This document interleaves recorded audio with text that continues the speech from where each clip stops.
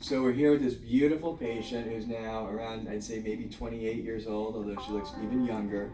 And she has a big problem. She got silicone injected into her lips many years ago. I know she regrets it now, of course.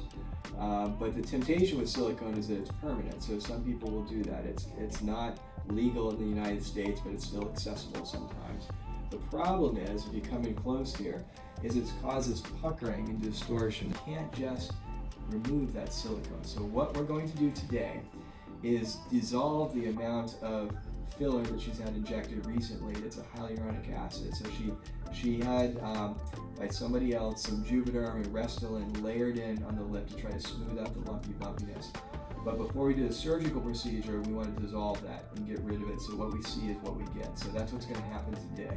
Then we'll pre-op her for a upper and lower lip reduction procedure. What we're going to do today is actually cut this out as best we can, and we're going to hide that incision at what we call the wet-dry vermilion border. So that's where the dry pink lip meets the moist pink lip here.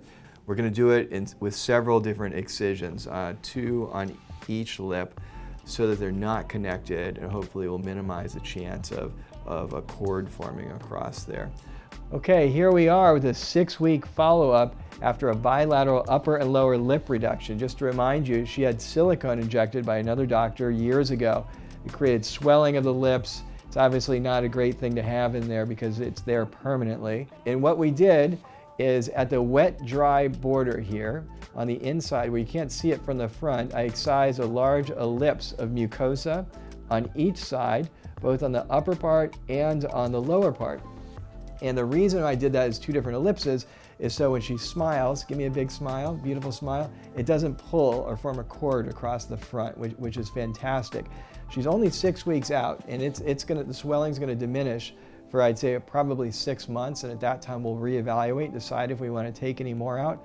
But let me ask you, I mean, you look super beautiful today. Thank you. What was your recovery like? Has it been hard or easy? My recovery's been really easy. I think it took about 3 days for the swelling to go down.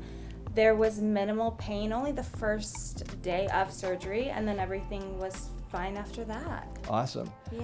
Well, I'm really happy we did it. I know you're thinking too. about it for a long time, but once you finally did it, it got really easy, right? I'm sure there's no regrets. No regrets. It took Yeah. me 2 years to decide to do this, and he's the best doctor. Yay. So I wouldn't have chose anyone else.